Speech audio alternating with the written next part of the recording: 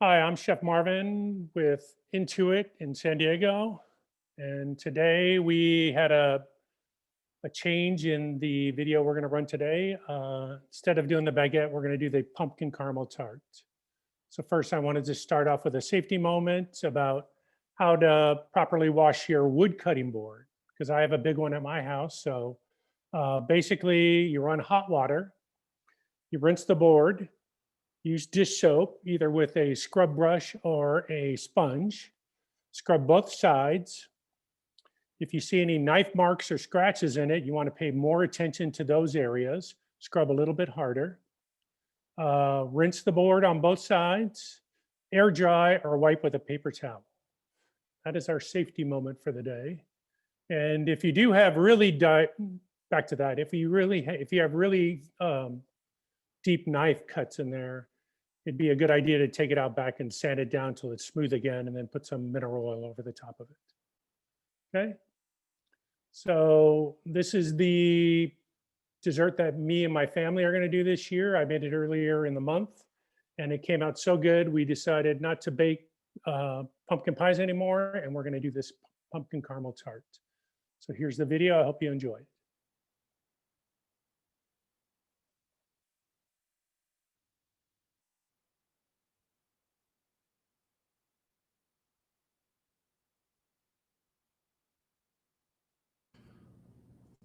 For our almond crust, we're going to bake our almonds first. We're going to spread them out evenly on a parchment-lined sheet pan, and then we'll put them in the oven. And they're going to take somewhere between 5 to 7 minutes at 350. So almonds just came out of the oven, lightly browned. Took about 11 minutes. Okay, now I'll start making the crust. So the recipe calls for 1.5 teaspoons of ginger. So this is the way I peel my ginger. Take the end of a spoon and I just follow it along. It peels really thin so it comes off. And that way you don't have to break off the little pieces bulging out.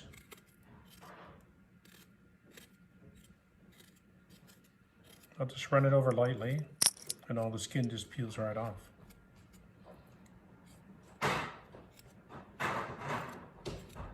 That way I don't lose any of my ginger if I use a peeler, because peeler digs in too far.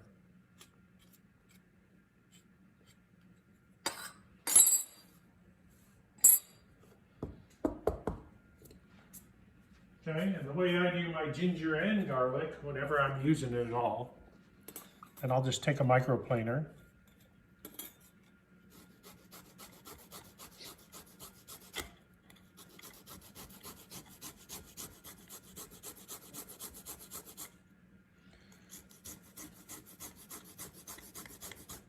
And you can dice this, and put it in there, but I like when it comes out in a microplaner, it's really fine.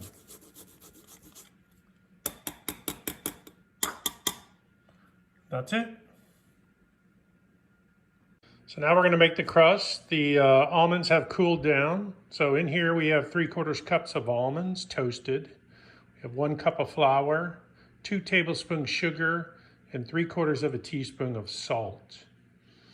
We're going to put in 3 tablespoons of water that's been chilled. I put a little ice in there to keep it cool. And then we have 4 ounces of unsalted butter that's been diced already. And just pulled that out of the refrigerator because I want to keep that cool, because I want to keep the crust as cool as possible. First thing we're going to do is pulse the nuts and the flour and the sugar. This will dice up really nicely. It's almost like almond flour.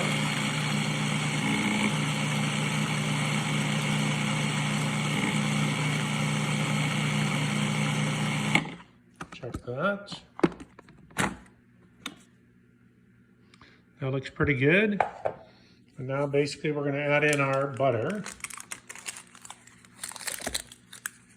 And just like we did on the scones, we want to make these about pea size. Then we'll start adding our water and the dough will come together.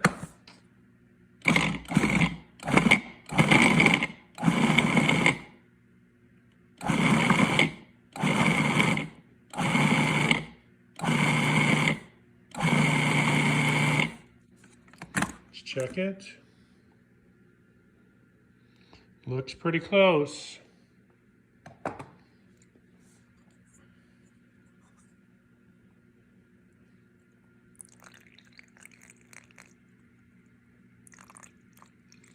gonna add about 2 tablespoons of water first. Pulse again. I'm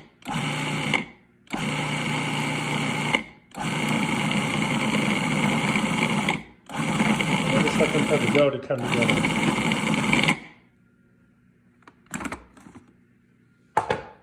Feel it, huh? Maybe a little bit more.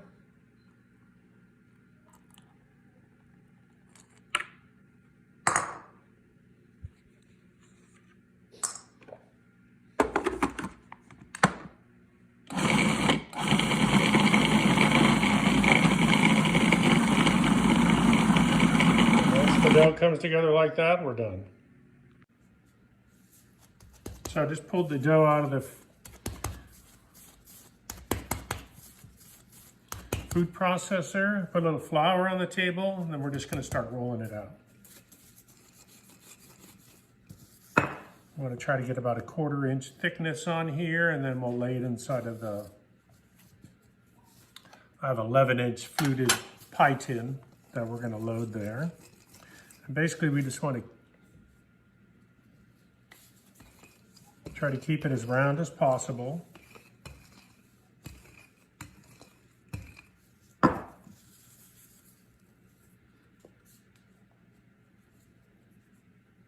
We don't want it sticking, so fold it back up. Fold the crust over again.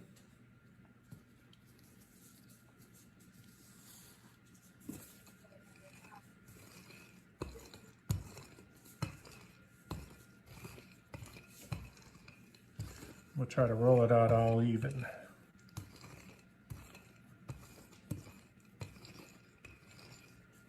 Okay, which looks pretty good. So then I'll take the ends. I'll roll it over like so. Pull the pie tin over and then just lay it out. And I'll just grab the ends in and start folding it in. Sometimes it breaks a little bit and we'll just have to fill those pieces in.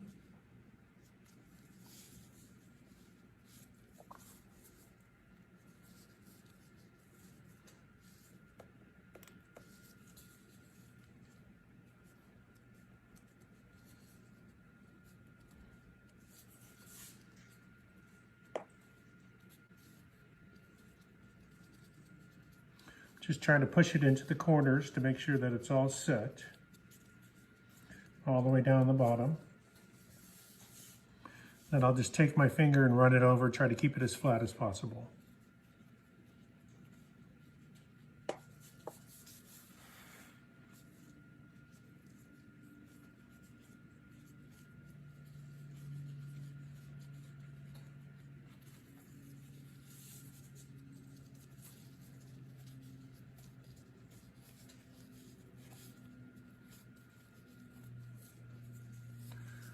If we have any pieces that we need to fill in, we'll just take a little bit of the extra.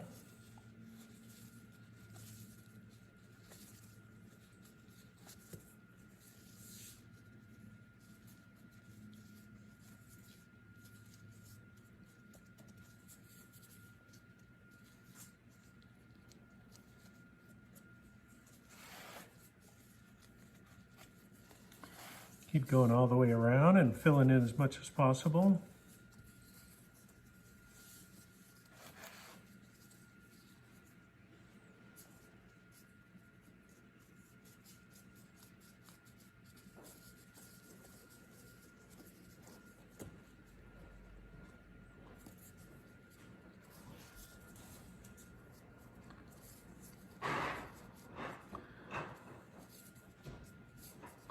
And then we're actually going to put this back in the refrigerator before we bake it, because we're going to par bake it. And we'll chill it for about 10 minutes in the refrigerator. Just going around filling it, feeling the dough just to make sure that it's all even. Because I want it to all bake about the same, and I don't want any smaller sides in thickness.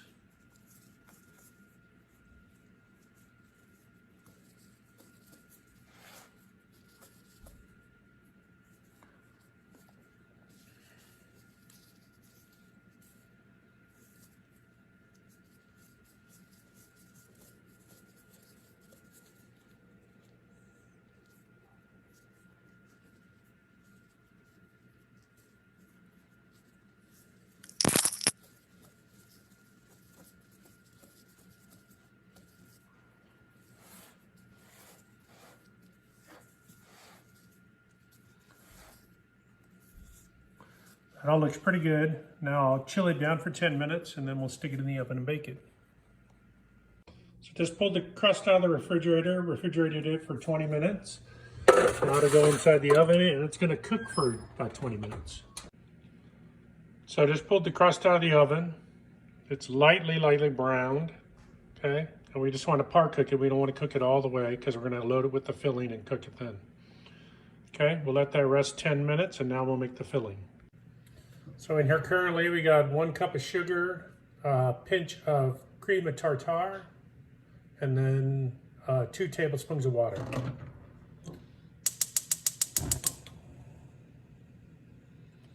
Basically we're going to turn it on medium heat. We're going to melt the whole thing until it becomes amber caramel.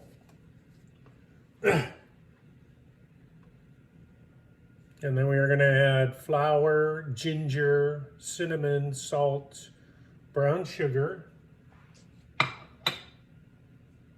3 eggs, 1 cup of cream, 1 cup of pumpkin puree. And then we'll mix that all together and load it into the shell.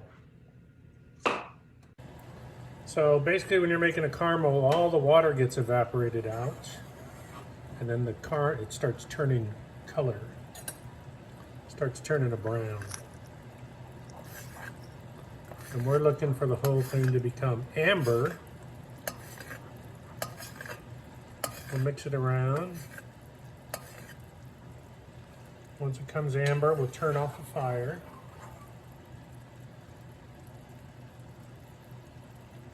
And it's pretty close to amber right now. So we'll turn off the fire.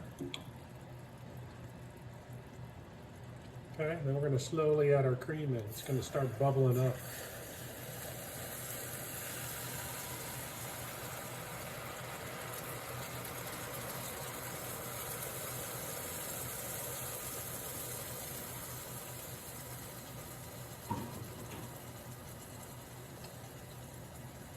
And we'll mix it. Make sure all the cream gets incorporated.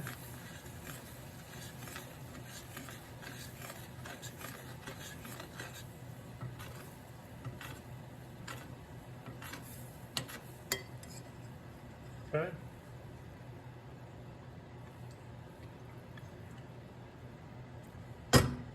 And we'll add in our pumpkin puree.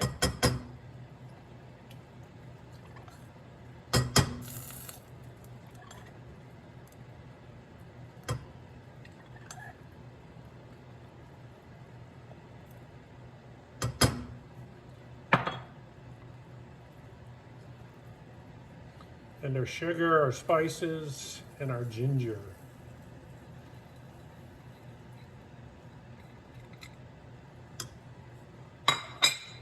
Then we're going to mix this, make sure it's all incorporated nicely.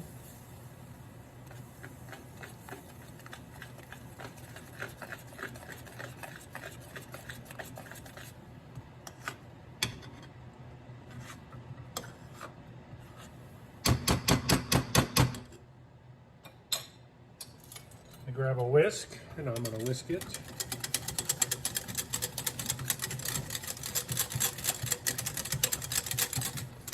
Starts to get nice and thick, and then we'll add in 1 egg at a time.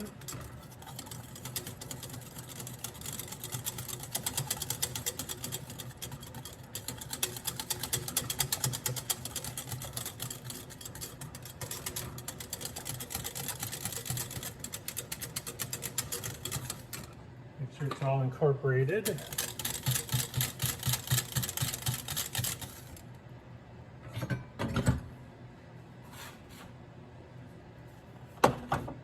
And we'll take the pie pan.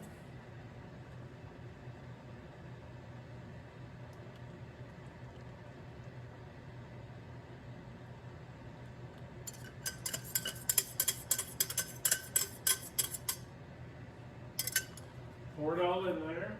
We're going to put it back in the oven for 35 to 40 minutes until it's set on the edges and a little jiggly in the middle. And yes, jiggly is a baking term.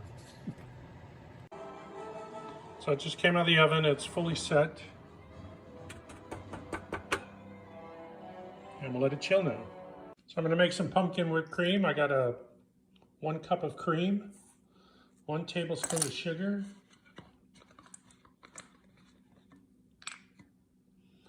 1 teaspoon of vanilla extract,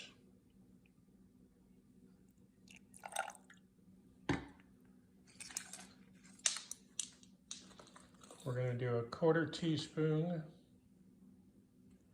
pumpkin spice, and then we'll do 2 tablespoons of pumpkin puree.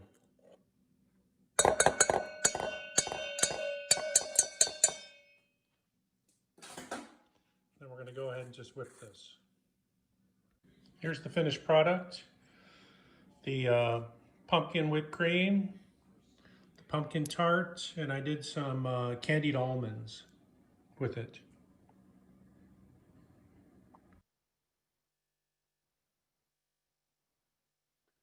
I hope everybody enjoyed that. If there's any questions or anything, please put them in the chat.